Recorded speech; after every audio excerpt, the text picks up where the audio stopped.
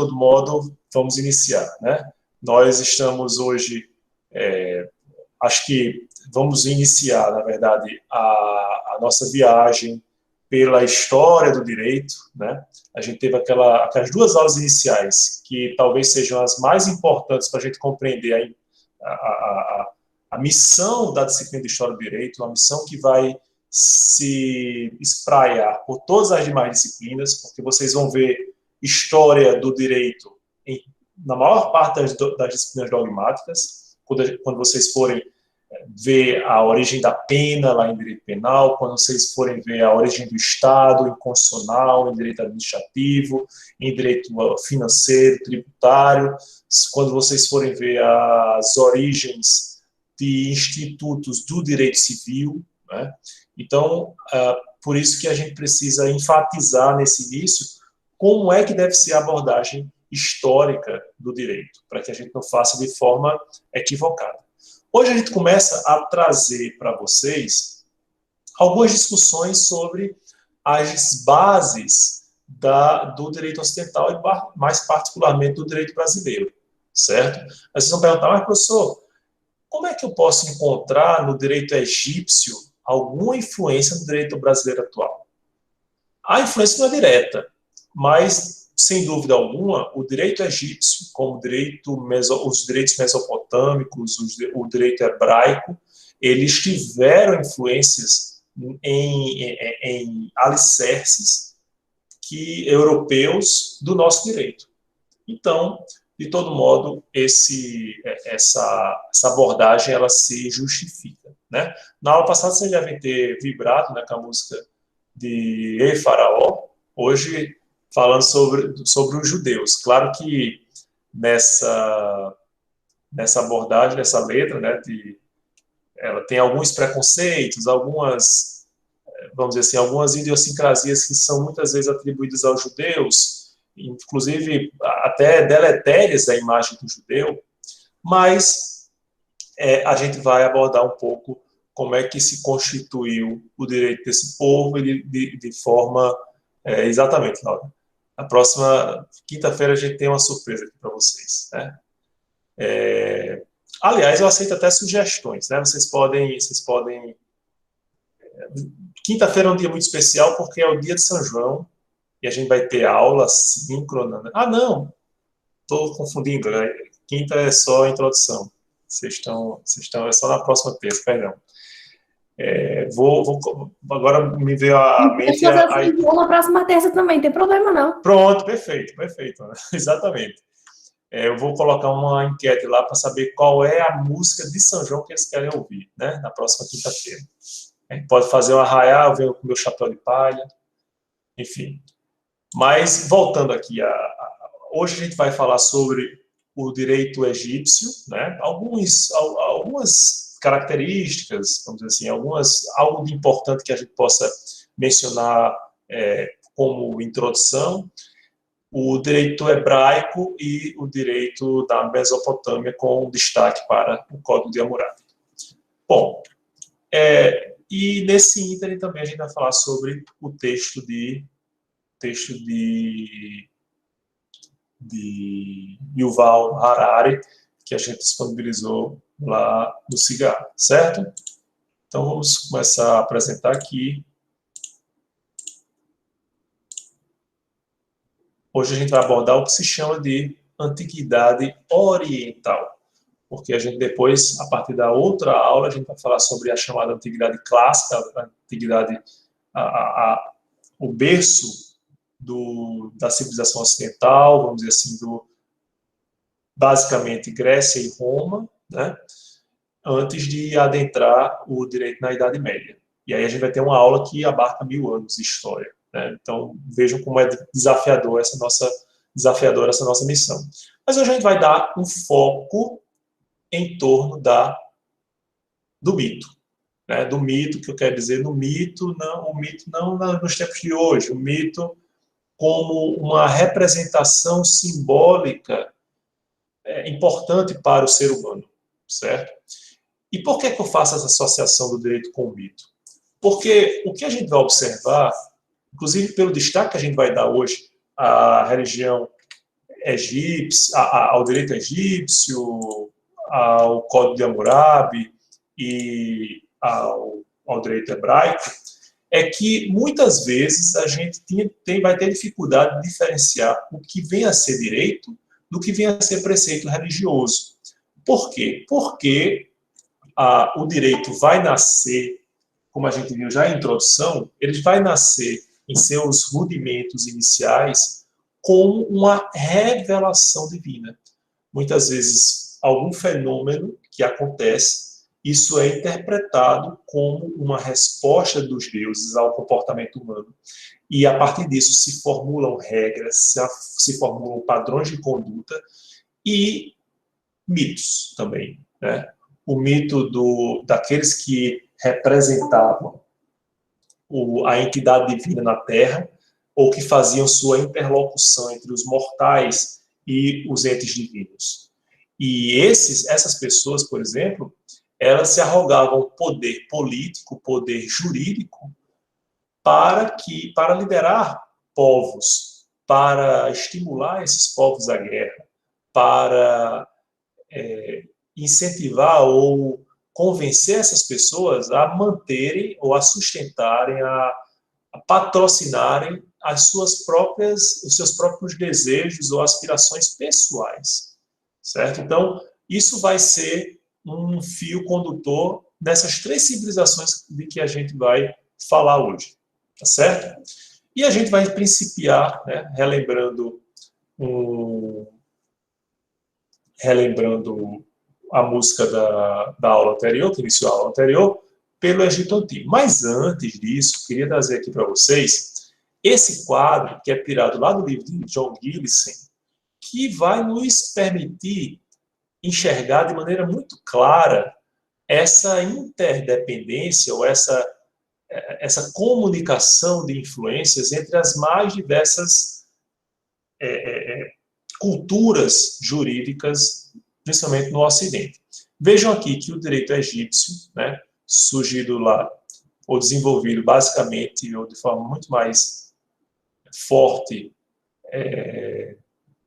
3.000 anos antes de Cristo, né, ele vai ter uma influência depois sobre o direito romano, que vai se desenvolver no direito bizantino, e aí com a sua repercussão tanto no direito russo, como nos direitos ditos romanistas, certo? E, de forma indireta, no common law. O direito grego, por sua vez, também vai influenciar o direito romano, assim como o direito cuneiforme, de que o direito dos povos mesopotâmicos são exemplos, né?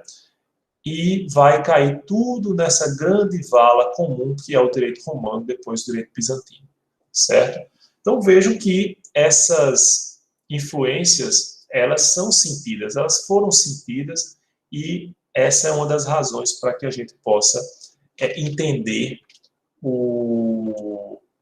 tratar desses direitos tidos como tão longínquos e distantes no tempo e até no espaço para a compreensão do direito atual.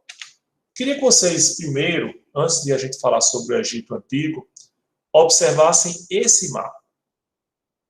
O que é que esse mapa pode nos ajudar a compreender sobre o Egito Antigo? Que ele era perto de um rio? O que vai me destacar em primeiro lugar, a gente vê um grande deserto, uma grande região desértica aqui, mas a gente tem um filete verde que corta o Egito, né? Não é por acaso que a própria civilização egípcia ela se desenvolve em torno desse rio. Esse rio que corta o Egito com nesse sentido, né, de sul a norte, ele vai possibilitar algumas características a esse povo que a gente não vai encontrar nos povos vizinhos. O que é que vocês poderiam imaginar diferente nesse povo? Professor, licença. Posso imaginar, assim, ao longo do que eu já estudei, que é uma civilização hidráulica, né? Isso. Ela conseguia ter um sistema de irrigação, ela conseguia navegar por esse rio. Pelo que eu me lembre ainda, as cheias do Nilo elas eram regulares. Exato, então, perfeito. Tinha como prever colheita, plantio, formar um depósito. Era diferente da Mesopotâmia, por exemplo, que tinha cheias irregulares. Então, as pessoas elas viviam num estado de tensão e de alerta muito grande. Então, porque a qualquer momento poderia ter uma cheia no Tigres e Eufrates, se eu não me engano, e aí podia acabar com tudo que eles produziram, né? Então, foi possibilitada eles criarem barcos, né? A questão da navegação e desenvolver essa engenharia e muitas outras coisas. Perfeito, Laura. Foi Laura que falou, foi? Sim, professor. Perfeito, Laura. Porque eu não estou vendo os ícones de vocês aqui. Mas essa fotografia, que é uma fotografia atual, né, ela mostra muito, de um modo muito impactante, o que representou esse filete de rio, né, no território do Antigo Egito. Porque com a previsibilidade das cheias, os egípcios poderiam fazer um planejamento de plantio, um planejamento até de comércio, né, utilizando inclusive o próprio fluxo do rio, e o comércio ele poderia incrementar a própria sustentabilidade dessa civilização.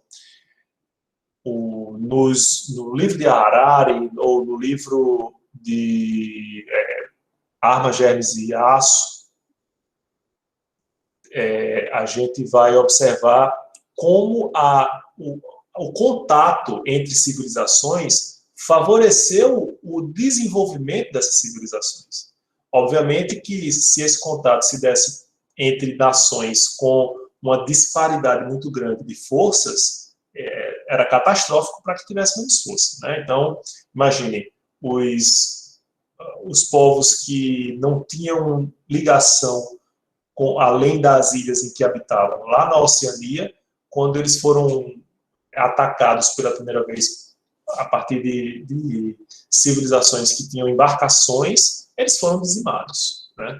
Mas quando esse contato é pacífico, ele tende a desenvolver a fazer florescer não apenas a cultura, mas todo o desenvolvimento que essa troca de experiências, o contato com a língua, que é algo muito importante também para o planejamento e desenvolvimento da civilização, isso tudo possibilita um desenvolvimento muito mais efetivo, certo?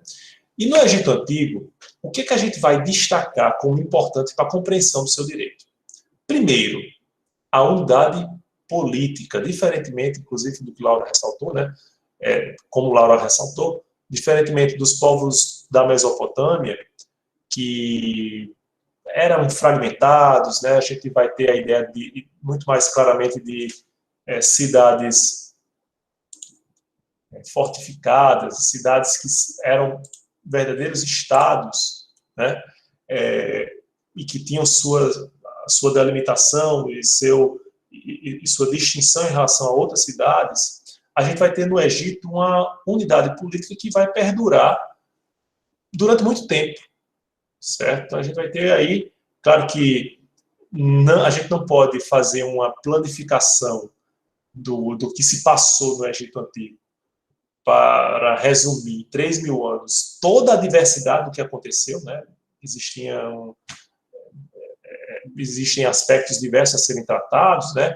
Por exemplo, vicejava o politeísmo, mas o Egito também teve uma experiência monoteísta, né? Akhenaton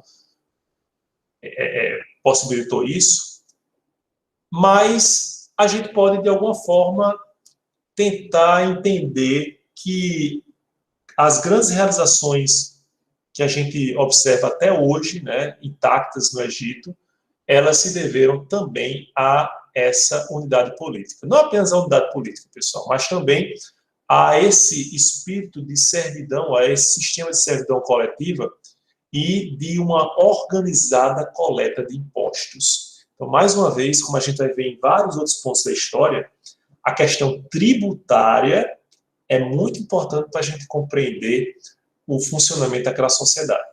Se eu tenho um Estado, ou se eu tenho uma organização política com um planejamento que permita, inclusive, o financiamento dessa organização, isso só pode ser feito a partir da coleta de impostos, eu posso fazer grandes obras, como a que a gente está vendo aqui. Né? As que a gente está vendo aqui, a gente está vendo uma das pirâmides e a própria esfinge aqui bem representada, né? Sem o seu nariz, mas essa grandiosidade das obras que muitos vão dizer que é fruto de atuações alienígenas, né, no nosso planeta, eu acho que até de um mutante, como a gente vê no filme do X-Men, a gente pode imaginar que isso só foi possível, se a gente abstrair todas essas outras explicações, isso só foi possível por causa dessa organização política que se possibilitou no Egito Antigo, certo? Então, se não fosse o Estado organizado, se não fosse esse sistema da servidão coletiva, jamais essas grandiosas obras poderiam ser realizadas. Porque muito se fala também, é uma coisa que a gente tem que frisar. Mas, não, no Egito Antigo, essas obras foram possíveis por causa da escravidão, né? Muitas vezes a gente faz essa associação pelo próprio estudo dentro do cristianismo, de quando o povo escolhido por Javé foi escravizado pelos egípcios, quiseram depois retornar à Terra Prometida, e foram impedidos pelo faraó, e aí redundou naquelas pragas, né, que foram sentidas naquela época.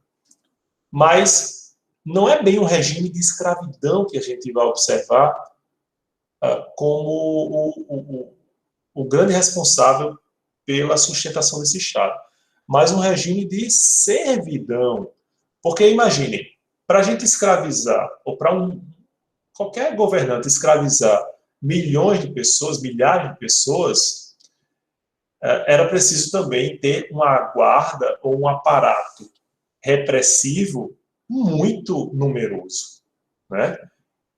Então, o que é que se observou?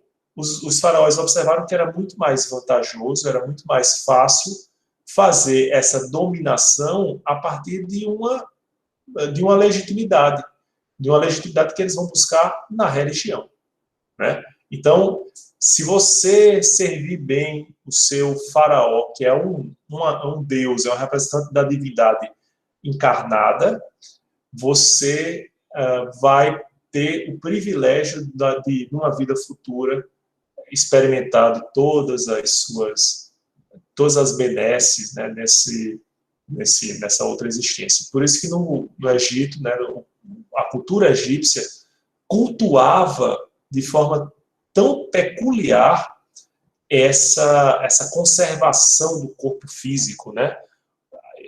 A partir do embalsamamento, a partir da construção de grandes monumentos para guardar não apenas os corpos conservados, muitos deles conservados até hoje, né, como a gente vê em vários museus espalhados pelo mundo, mas algumas das riquezas também desses faraós, vejam que a relação do egípcio com a morte era uma relação de muita, vamos dizer assim, de muita ligação, né?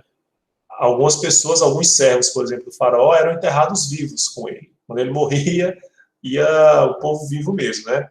A gente vai ver animais de estimação dos faraós sendo também embalsamados, né? Gatos principalmente. Então, essa ideia é muito mais eficiente, era muito mais eficiente na época. A ideia da servidão era muito mais eficiente do que a simples escravidão dos que trabalhavam na construção dessas portentosas, né, dessas monumentais pirâmides como a gente observa aí nessa foto, certo? Agora, a gente tem uma dificuldade. Apesar de poder perceber uma linguagem escrita muito rebuscada, muito desenvolvida, né? A gente não tem ainda o encontro de um texto legal com a existência comprovada naquela época. Então, a gente não tem um código como uma produção legislativa efetiva da época dos faraós. E aí, como é que a gente pode falar em direito, pessoal? A partir de outros documentos. Então, a gente vai observar não apenas nos escritos que vão indicar os hábitos dos povos, né, das pessoas que ali viviam, a organização social, certo? A gente vai ver textos de contratos, testamentos, né, ou decisões, vamos dizer assim, judiciárias, decisões dos que eram incumbidos de julgar os atos dos seus compatriotas, certo? Atos administrativos, registros de recenseamento, de distribuição, de coleta de impostos, todos esses documentos que foram registrados muitas vezes em murais, em paredes, principalmente dos grandes monumentos que até hoje permanecem íntegros, eles, de alguma forma, nos reportam, nos transportam para entender melhor como era o direito no Egito Antigo, certo? Mas, de todo modo, a gente não tem nenhum texto legal, né, uma produção legislativa. Pois não. Assim, pelo que eu estudei, não tem realmente, né? Em vida, pelo menos, não.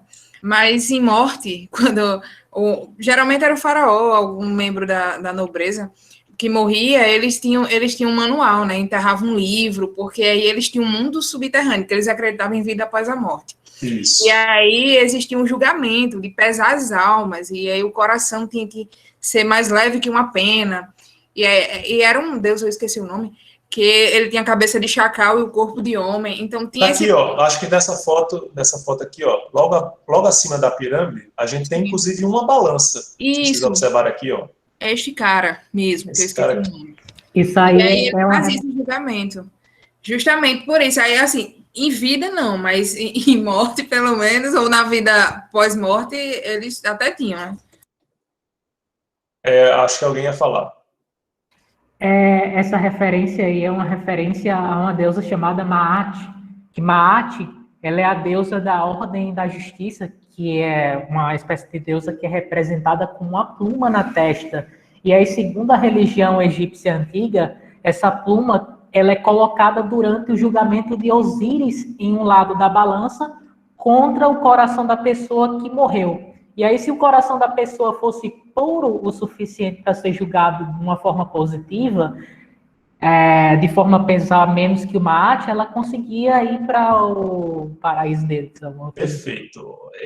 É muito interessante, né? Que a gente vê as representações nos fóruns, assim, aquela deusa da justiça, né? Com a balança. Mas olha, muito mais antiga é essa balança de Maat, né? A Maat simbolizava, como você bem falou, simbolizava o equilíbrio, o sopesamento, a verdade, a ordem, a justiça. E são valores que até hoje nos parecem muito caros, muito próximos, né? Quando a gente fala em direito, quando a gente fala em justiça até, esse equilíbrio de julgamento, do comportamento, né? Aí está simbolizado o coração, mas é como se o coração fosse o termômetro dos nossos atos, né? Aquilo que motiva os nossos atos. E isso é muito bonito, isso é muito simbólico daquilo que a gente compreende como direito, até hoje, certo? Perfeito. E vejam, a gente tem aí algumas inscrições, mas vejam aqui a pirâmide de Unas. Na pirâmide de Unas, pessoal, vocês vão verificar aí algumas inscrições. Eu vou só deixar aqui do lado uma delas, que diz assim: o rei, né, o faraó, dá ordens. O rei concede dignidades. O rei distribui as funções, aqui o estoque do Google, o rei distribui as funções, o rei dá oferendas, o rei dirige as oblações. Então, a gente tem aí direito administrativo, direito tributário, direito constitucional, direito penal, né? Então, isso demonstra bem que a gente pode extrair de textos que não são essencialmente jurídicos o retrato do jurídico, o retrato do direito da época, né?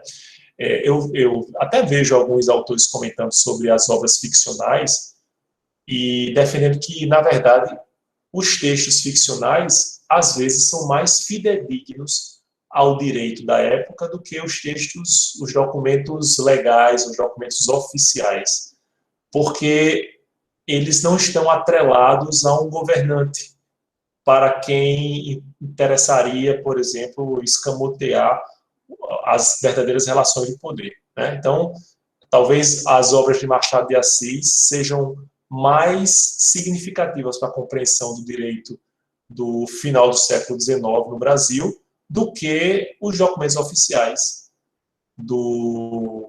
daquela época, certo? Da mesma maneira, essa aqui a gente deu o exemplo da pirâmide de Unas, um exemplo muito claro da importância do faraó, da importância do rei, até como um representante da própria divindade. Certo? Tranquilo? Até aqui? Falemos agora dos hebreus. Certo? Acho que alguém levantou a mão aqui. Foi eu. Professor, eu não Oi. entendi essa parte de um texto ser mais fiel à época do que o outro. Pode repetir, por favor? Ana, né? Isso. Não, o que eu quis dizer, apenas aludindo à obra de Machado de Assis, é que, às vezes, as obras ficcionais, aquelas que não têm um compromisso de mostrar fatos que aconteceram, né? Então, o que a gente vê, por exemplo, em Dom Casmurro, o que a gente vê em Memórias Póstumas, ou em Quincas Borba, não são fatos que aconteceram, mas o que Machado ilustra da história que ele conta, às vezes nos demonstra muito mais proximamente o verdadeiro direito da época do que os textos documentais oficiais, né? Por exemplo, eu li durante as férias um livro em quadrinhos que é o Angola Janga, que fala sobre o Quilombo de Palmares, né? E uma das abordagens, uma das discussões que o autor trata é que, às vezes, a história de Palmares, ou, historicamente, a história de Palmares, tradicionalmente, a história de Palmares foi contada a partir dos documentos oficiais do governo que combateu Palmares, né? Então, assim, é só um lado da história. O que ele quis recontar a partir do seu ponto de vista, ou de outras fontes históricas, até histórias que foram repassadas até pela tradição oral, né? É o outro lado, é o lado dos que foram perseguidos pelo governo português até a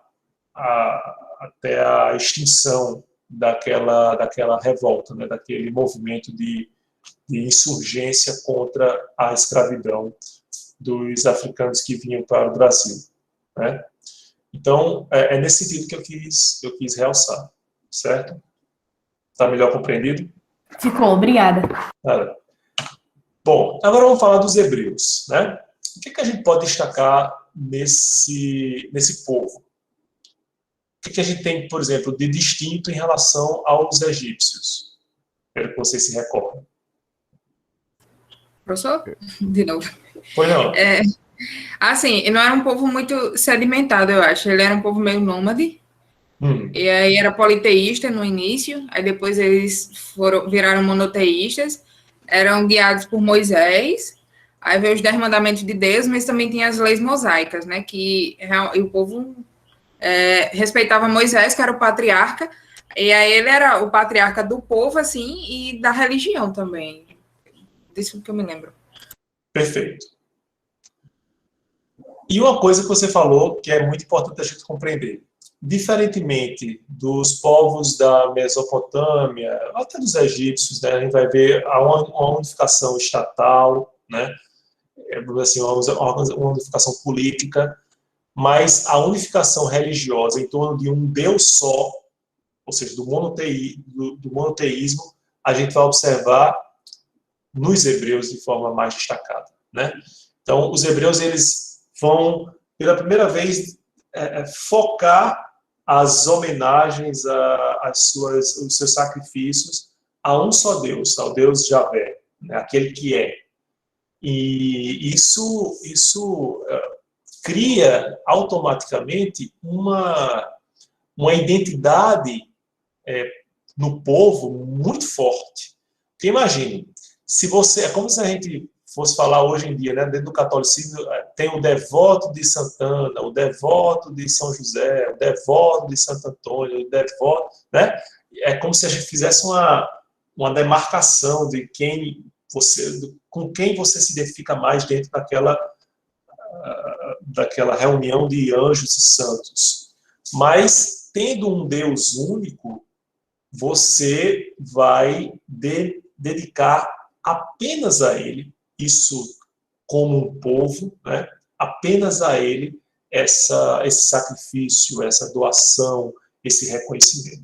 Certo? Então, obviamente, isso foi muito importante para a unificação também cultural e política do povo hebreu. O que a gente vai destacar também dentro da cultura hebraica, pessoal? A proteção da propriedade privada, certo? Então, se a gente tinha muito destacado no Egito a servidão, há dentro do povo hebreu um maior cuidado em se salvaguardar a propriedade de cada um, certo? É algo, inclusive, que a gente vai observar como um marco dentro da evolução da nossa espécie, né? A fixação do homem a um local que ele pudesse chamar de seu. Harari, inclusive, fala com alguma crítica, não sei se especificamente nesse capítulo que eu deixei para vocês, mas ele, no livro dele, Sapiens, ele vai desenvolver uma crítica àquilo que geralmente é tido como algo tão positivo, que é a agricultura, né? Pela primeira vez a gente pôde se fixar no solo, mas foi a partir da fixação do solo que a gente demarcou aquela terra como própria e excluiu o acesso de outras pessoas àquela terra, mesmo se produzindo em quantidade mais do que suficiente para mim, certo? Então, eu posso dizer que é minha e ninguém tasca, mesmo sobrando o que está frutificando naquela terra. E a coesão familiar aqui que a gente já destacou como origem justamente essa unificação religiosa, mas sob uma estrutura patriarcal, certo? Então, o homem, chefe da família, determina os destinos, né, de todas as pessoas daquela família, inclusive o destino da fatalidade, certo? Bom, se vocês observarem, a gente tem um destaque aqui para o Decálogo de Moisés, ou a lei mosaica, né, aqueles 10 mandamentos que a gente vê lá no Êxodo, mas não é a esse decálogo que se resume o direito hebreu, por óbvio. Ao longo de todo o chamado, o que a gente hoje chama de Pentateuco, né, os 5 primeiros livros da Bíblia, que em alguma medida se comunica com o livro fundamental da religião judaica, a gente vai observar a enunciação de diversas regras, princípios, preceitos, orientações, julgamentos para orientar o comportamento do povo hebreu. Então, mais uma vez, a gente vê de uma forma muito nítida a inspiração religiosa de normas para definir o comportamento das pessoas que se submetem àquele mando, né? Aquela chefia, certo?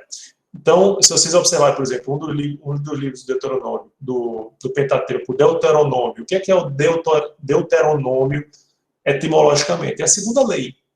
Então, esse aspecto o imbricamento entre o direito e a religião, ele estava muito forte no povo hebreu, certo?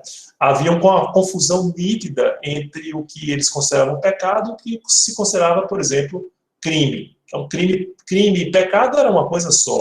E somente Javé poderia modificar o direito, certo? Claro que ele fazia essa modificação a partir de alguns eleitos, né? Mas,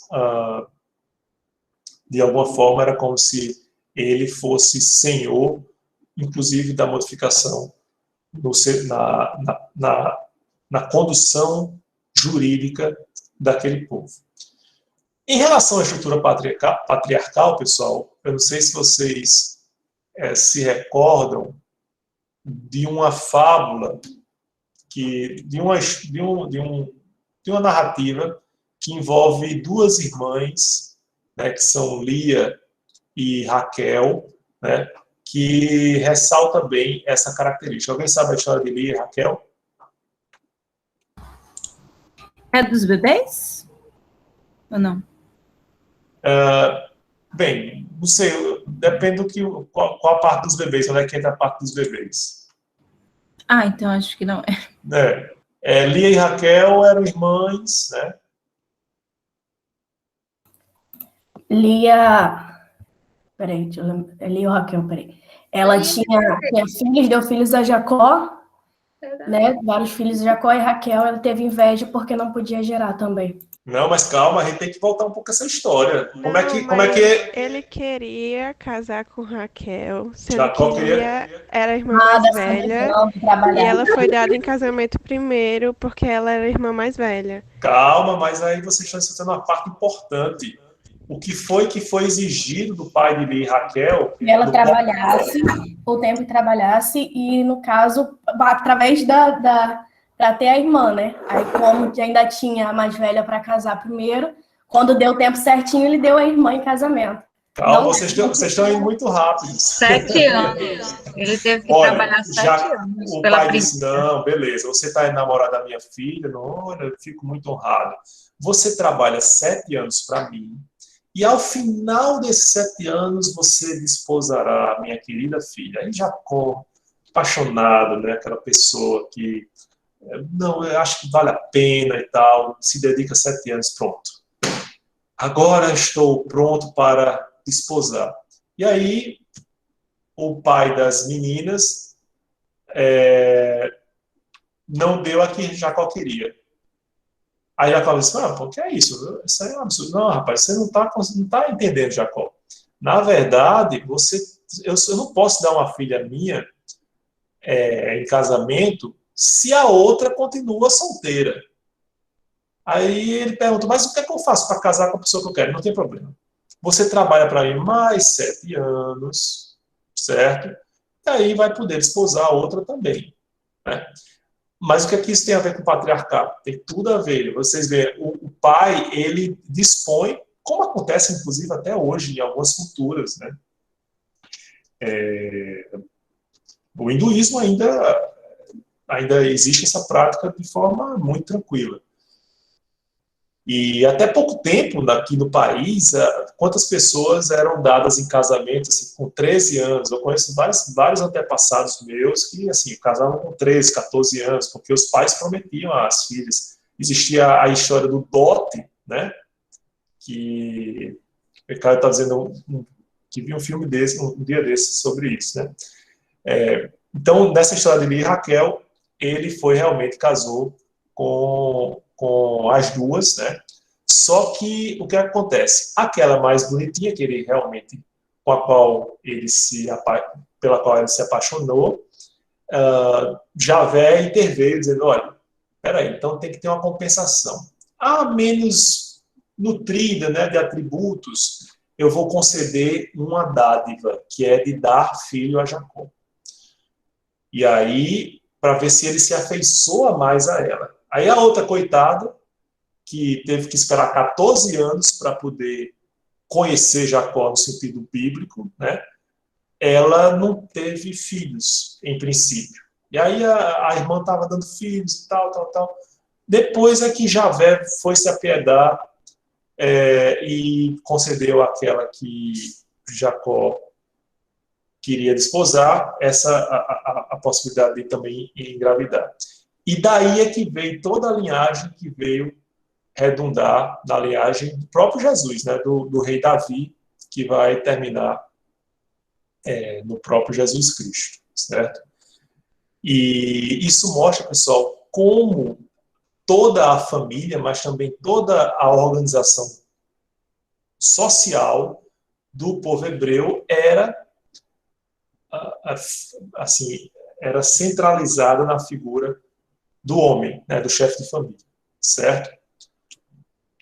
Bom, vamos agora ver algumas características desse direito que a gente pode colher. Deixa eu só ver aqui antes disso. Acho que teve algumas indicações aqui.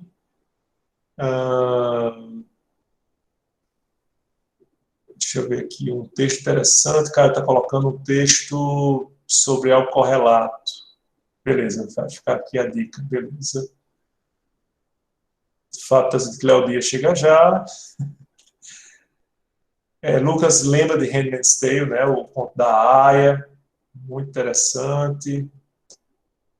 O filme que Caio referiu aqui, Not Without My Daughter. Vou anotar aqui também para ver depois.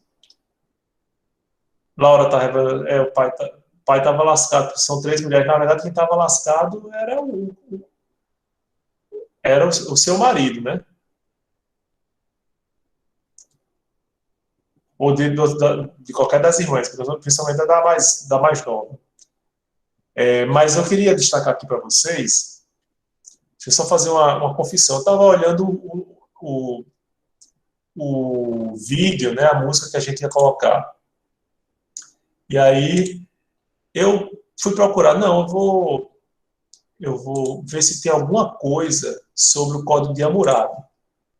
Mas eu não achei uma música realmente sobre o Código de Hammurabi, mas é um pouco pesada.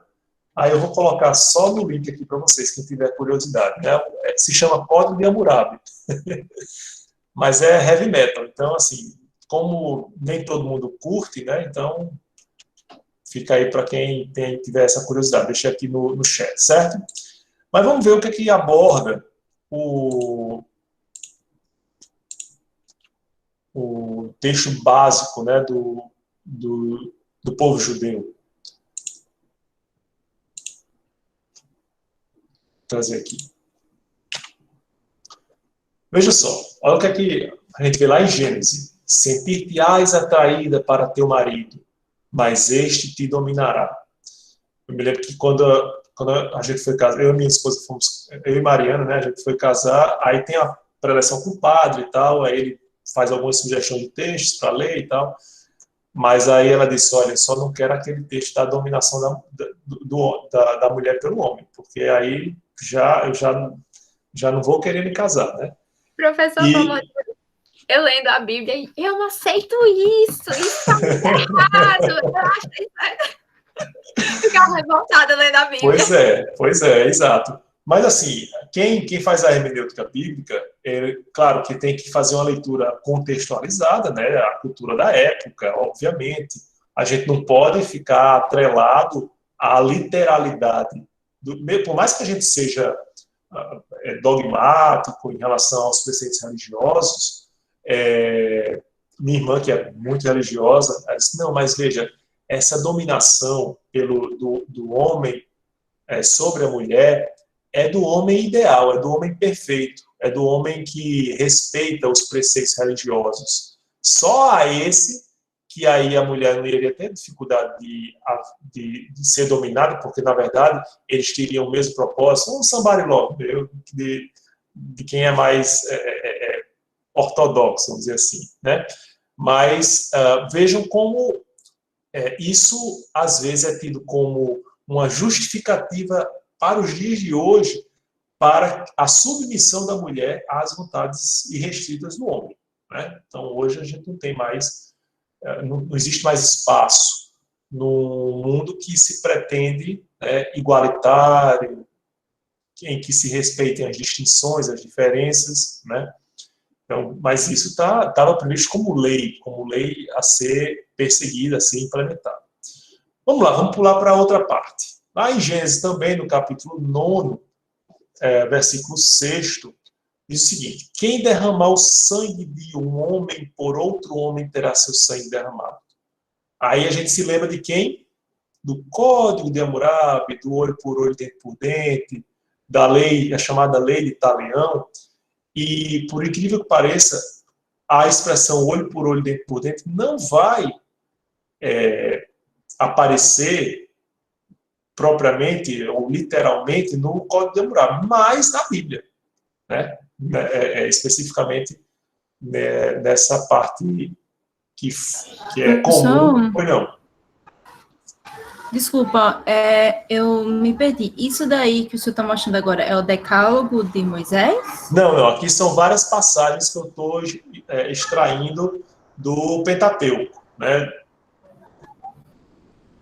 O Pentateuco é o que mesmo? O Pentateuco são os 5 primeiros livros. Isso na verdade, é o seguinte, que a gente sempre... Foi boa a sua interpretação. Peraí, acho que aconteceu algum problema aqui. Com a tela infinita, né? Quando a gente foi boa essa intervenção, né? Porque a gente fala Pentateuco, mas Pentateuco para os cristãos, né? Os 5 primeiros livros. No judaísmo, eles consideram a Torá, né? Então, na religião judaica, eles tratam esses livros que são, em alguma medida, comuns aos 5 primeiros livros da nossa Bíblia cristã, né? Inclusive, há uma distinção já entre a Bíblia católica e a Bíblia dos evangélicos, né? Algumas pequenas distinções, alguns capítulos que são suprimidos ou acrescentados, né? Mas basicamente é a mesma essência. E aí eu estou fazendo, até por uma questão de facilidade, eu estou fazendo uma alusão aos textos da Bíblia cristã, certo? Porque eu imagino que que até pela nossa própria cultura vocês terão mais acesso mais fácil às referências próprias da nossa Bíblia do que da Torá judaica, né? Até, professor, a versão latina, né, que é da católica ortodoxa, tem algumas coisas diferentes. Exato, pois é. Então, deixa eu voltar aqui. Está bem compreendida que realmente talvez tenha ficado essa parte a ser explicada, certo? Bom, então vamos lá. A gente tem aqui o chamado, a chamada lei Talião, né? O olho por olho, dente por dente. Outra passagem interessante, agora também de Gênesis. Quando chegou o tempo do parto, viu-se que em seu ventre havia gêmeos. Durante o parto, um deles estendeu a mão para fora. A parteira a segurou e nela atou um fio vermelho, dizendo: este saiu em primeiro lugar. Mas o que é que isso tem a ver com direito? Tem de sucessão, né? Vai ser o primogênito. Exatamente. O primogênito, ou também o chamado morgado, ou esqueci o outro nome. Tem uma outra denominação interessante também, mas aquele que nasceu em primeiro lugar, ele tem o privilégio de dar continuidade à sua linhagem, né? Então, ele vai... Vejam que até hoje a sucessão nas monarquias que ainda persistem, elas obedecem a esse caráter, né? Então, em relação ao filho mais velho, toda a responsabilidade, toda a atenção e toda a propriedade também, né? Por isso que era importante definir, em caso de irmãos gêmeos, quem nasceu primeiro. Em várias culturas, inclusive, pessoal, isso é um problema, porque quando nascem gêmeos, há uma mística de que isso é de mau agouro, né? Alguns povos nativos do Brasil, eles, inclusive, têm essa cultura e simplesmente abandonam ou matam um dos bebês, né? Quem já leu a lenda, ou que assistiu ao filme, né, O Homem da Máscara de Ferro, vai se lembrar dessa alusão, né? Como é problemática a questão dos irmãos gêmeos, principalmente quando está se falando em sucessão ao rei, certo? Agora vamos ao livro dos Levíticos. Não te deitarás com o homem como se faz com a mulher. É uma abominação. E daí muitos retiram dessa passagem bíblica uma proscrição, uma proibição das práticas homoafetivas, né? Então, vejam que, mais uma vez, fazer uma interpretação literal sem uma contextualização permite uma perpetuação de um preconceito. Imagine aqui comigo, era conveniente para um povo ainda diminuto, né, de poucas pessoas, que houvesse uniões homoafetivas de que não pudesse frutificar filhos? Não. Então, talvez essa proibição se deu muito mais por ordem prática do que simplesmente de valor, né, de moralidade, certo? Da mesma maneira como se aponta a proibição de comer carne de porco pelo fato de eles, ainda nômades pelo deserto, em busca da terra prometida, né, ou ocupando um espaço inóspito, né, de pouca de isolamento, a carne de porco, nessas circunstâncias, a carne de porco ela estragava muito mais facilmente. Então, vamos estabelecer aqui uma regra religiosa, uma regra jurídica para proibir o consumo da carne de porco. Ainda tinha outro dizendo que é porque ele era um animal que não ruminava e tinha a pata fendida, aí criaram outras coisas, né? Exatamente. E nessa do homem, eu acho que assim, o homem não se deita com outro homem achando que é mulher, ele se deita achando que é um homem. É uma interpretação possível, exatamente. Exatamente. Ele tem consciência, né, que ele está deitando contra o homem, ou a mulher se deitando contra a mulher. E também tem no Antigo Testamento, né, falando sobre mulheres menstruadas que não podem sair de casa e não sei o que. Perfeito.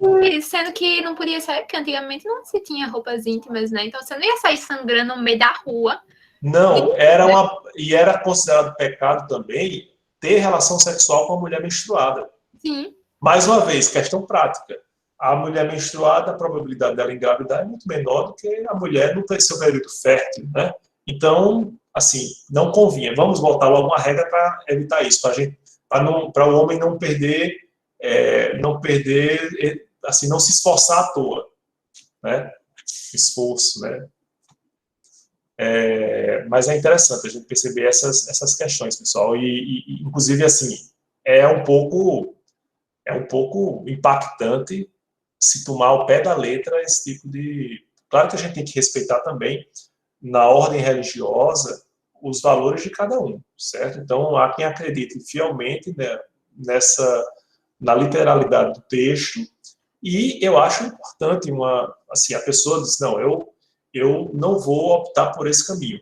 Só que o complicado é quando a gente pretende misturar religião com direito, certo?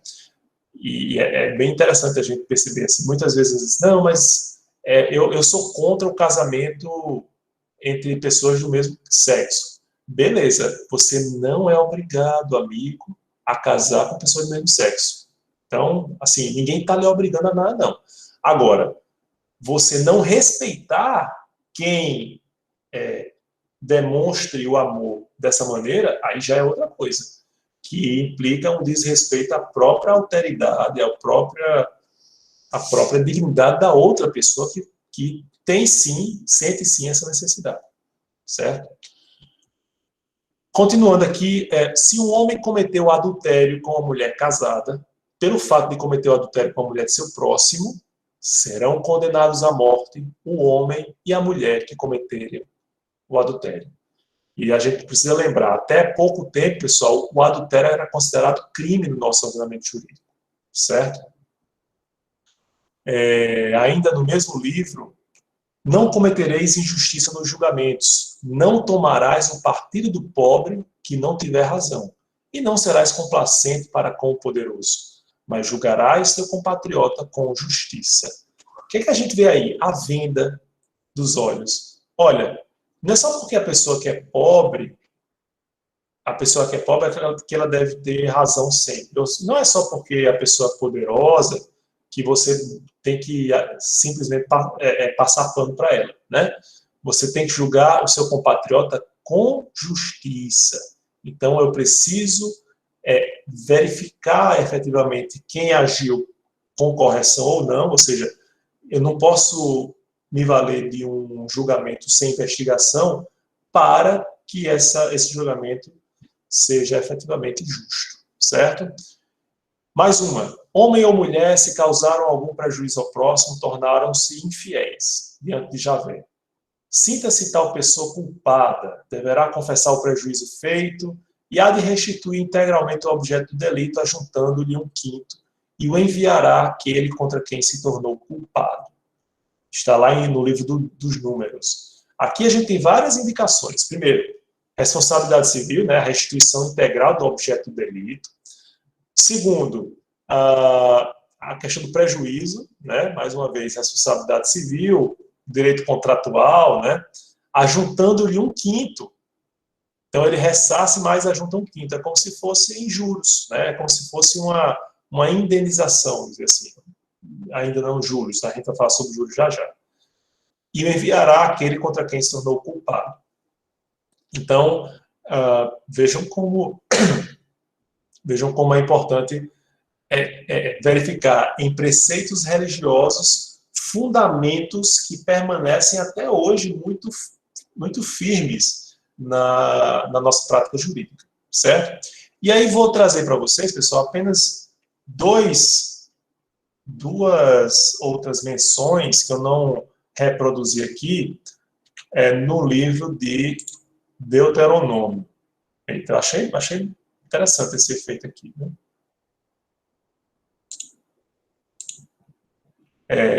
Deixa eu tentar... Alguém tem a Bíblia aí fácil?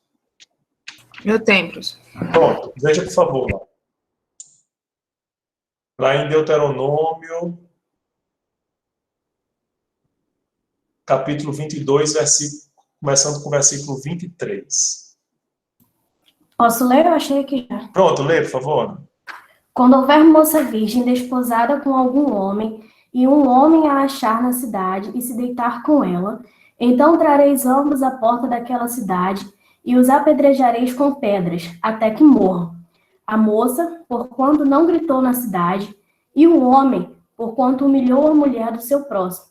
Assim tirarás o mal do meio de ti. Continua?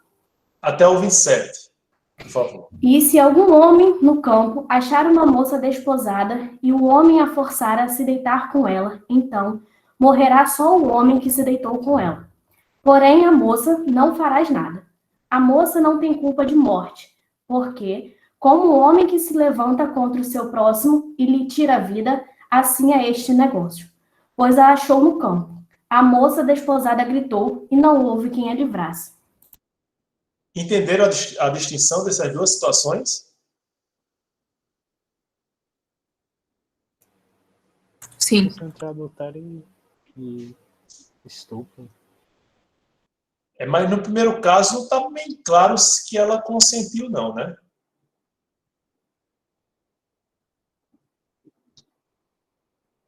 Há uma presunção de que ela tenha consentido.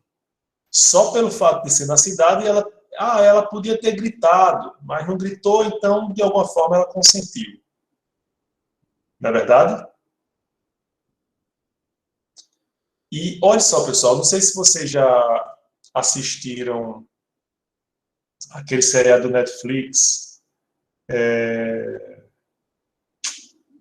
Nossa, da menina que foi estuprada e que mandava uns tapes. 13 razões por quê? 13 razões, exatamente. Exatamente, né? Existe uma cena muito forte no seriado, que é justamente a cena do estupro dela numa piscina. E ela simplesmente não conseguiu gritar. Ela se sentiu tão humilhada, ela se sentiu tão violentada que ela não conseguia gritar. E é um relato muito comum que, inclusive das vítimas de estupro, de qualquer violência sexual, que as pessoas ficam impassíveis, elas se prostram, elas só querem que aquilo acabe logo, né? E às vezes a perversão está justamente no fato da resistência, né? Da dominação, no subjugar da vítima do crime contra a liberdade sexual, né? Então vejo que por esse parâmetro o julgamento dessa mulher à morte, né, dessa mulher casada à morte, ele era totalmente absurdo. Mas veja como é importante... Pois não, Sérgio. Só outra coisa interessante sobre ambos os trechos é que meio que o estupro só se aplica a mulheres casadas. Isso. Muito interessante também. Por que as mulheres casadas? Qual o foco aí? Eram os maridos cornos, né? A dignidade do homem, exatamente. Do homem, exatamente. Por isso que eu me revoltava lendo a Bíblia, não tinha como me revoltar. Hoje em dia, eu até entendo, sabe? Porque é cultura e tal, beleza. Mas naquela época, quando eu era mais nova, eu ficava revoltada, que eu fazia isso, não faz sentido. E a mulher, a preocupação, a gente tem que ser com ambos, né? Enfim. Pois é. Mas sem dúvida, era a honra do homem que estava sendo preservada, que estava sendo salvaguardada, né, com essa punição, sem dúvida alguma, certo? Bom, aí vou recorrer mais uma vez a vocês para procurar também no Deuteronômio, no capítulo seguinte, no capítulo 23, versículos 20 e 21. Ao estranho emprestarás a usura, porém a teu irmão não emprestarás a usura, para que o Senhor teu Deus te abençoe em tudo que puseres a mão na terra, a qual passas a possuir. Quando votares algum voto ao Senhor teu Deus, não tardarás em pagá-lo, porque o Senhor teu Deus certamente o requererá de ti, e em ti haverá pecado. Perfeito. Obrigado, Ana. O que a gente vê aí? Não sei se vocês perceberam uma menção lá no clipe que a gente assistiu antes da aula, né? Que falava sobre o juro, sobre o dinheiro, né? Você gosta de dinheiro, né? Se referindo aos judeus. Essa prática de emprestar juros, né? O que chama aí nessa sua tradução de usura, ela sempre é associada ao povo judeu, né? E veja que ele nesse versículo especificamente existe uma ponderação, existe um cuidado. Ele diz o seguinte: para outros povos você pode emprestar a juro, mas para um judeu não. Para um do seu povo não.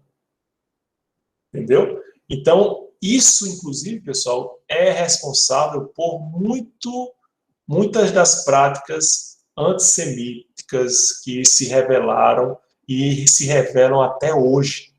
Já então, é dizer isso, né? O quanto o Hitler não pegou isso aí, disse, ó, tá exatamente. Vendo? A gente está aqui em recessão econômica e o judeu aí rico, né? Dono de banco. Exatamente, Laura. E olha, a gente às vezes tem a percepção que o antissemitismo de Hitler, ele era uma coisa isolada, mas não. Se a gente buscar a obra de Shakespeare, se a gente observar, por exemplo, o Mercador de Veneza, a maneira como era retratada o judeu é absolutamente prejudicial à imagem desse povo na Europa. Porque ele emprestava dinheiro, porque ele ganhava muito dinheiro, eram pessoas que se destacavam e possuíam uma cultura diversa, não europeizada, né? Então, eles eram, inclusive, no Mercador de Veneza, eles eram, inclusive, obrigados a ostentar sinais que mostrassem que eles eram judeus, para que todo mundo, opa, lá vem um judeu, né? A gente vai ver logo, daqui a algumas aulas, quando for tratar das ordenações do reino, as ordenações do reino português traziam capítulos específicos dos cuidados que a mulher casada deveria ter para evitar o contato sozinha com o judeu e com o mouro, né, também, que por razões históricas, que pela própria invasão muçulmana na Península Ibérica, eles também sempre tinham um pé atrás em relação aos chamados sarracenos, né? Pois não, Thalissa?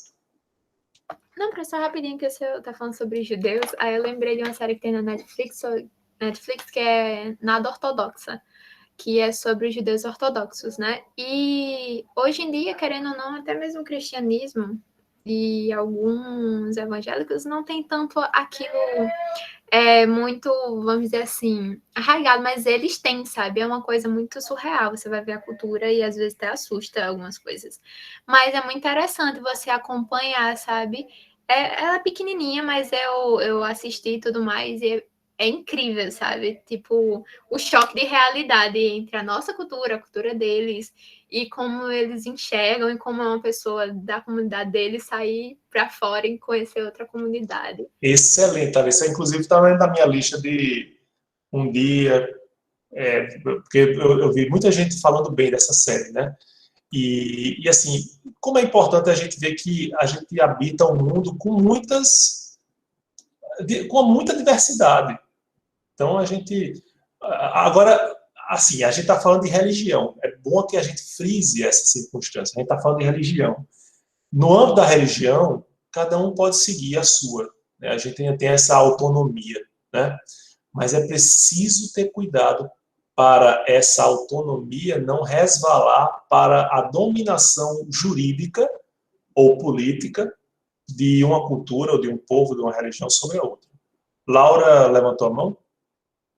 Era só para dizer que na escolinha do professor Raimundo tem um estereótipo de um judeu, que era Samuel Blanche, né? Aí ele é pão duro. E aí tem esses estereótipos, né, que a gente perpetua, essa questão do limite do humor, e enfim. Mas era só isso. Exatamente. Perfeito. Realmente. E a gente vê em várias outras, por exemplo, na literatura de cordel, né, algumas figuras que a gente vai ver nos livros de Jorge Amado, está arraigado na nossa cultura, né? E é preciso que a gente tenha cuidado, porque esses estereótipos, eles são perpetuados, às vezes, por algumas razões que a gente desconhece, certo? Bom, alguma dúvida, pessoal? Algo mais que vocês querem destacar? A gente já está aqui, já são 9h51, a gente tem que discutir o texto de Harari e ainda falar sobre o direito na Mesopotâmia. Eu vou fazer o seguinte, isso a gente vai deixar para a próxima aula, tá certo? E aí, que a discussão realmente sempre é muito boa, né? E aí a gente dá continuidade a partir da próxima aula. Eu estou vendo que eu estou ficando um pouco... a nossa programação, nossa cronologia está um pouco comprometida. Então, provavelmente a gente vai precisar de uma aula extra, fora das terças-feiras, para reaprumar, né? Não sei se vai ser essa específica sobre a Mesopotâmia, mas aí a gente normaliza. Vou planejar isso ao longo da semana, mas conto aqui a vocês, certo? Tranquilo? Na próxima terça-feira, vejam só, não é São João, mas é São Pedro, então a gente já tem uma musiquinha. Vou fazer uma enquete para vocês opinarem qual vai ser a música de São Pedro que vocês querem, com a qual vocês querem começar a nossa aula na próxima terça-feira, certo? Pessoal, Pois não. uma Nath. dúvida. Oi. Então, para a aula que vem, tem alguma outra leitura? Não, por enquanto não. Porque vai ser o texto, né? Vai ser o texto que a gente vai... O restinho de Assunto de Mesopotâmia. Isso, e o texto que a gente já e o leu. texto que a gente deveria ter abordado agora. Desculpa, professor, as interrupções, aí fez o senhor atrasar o cronograma. De jeito nenhum, eu adoro essas interrupções. Na verdade, não são interrupções, são intervenções muito salutares. Não deixem de fazer. Para mim, pouco interessa se a gente vai dar o curso em 15 aulas ou em 20 aulas, sendo aulas extras de tudo. O que eu gosto é dessa participação. Certo? Pessoal, então, vou parar aqui a gravação.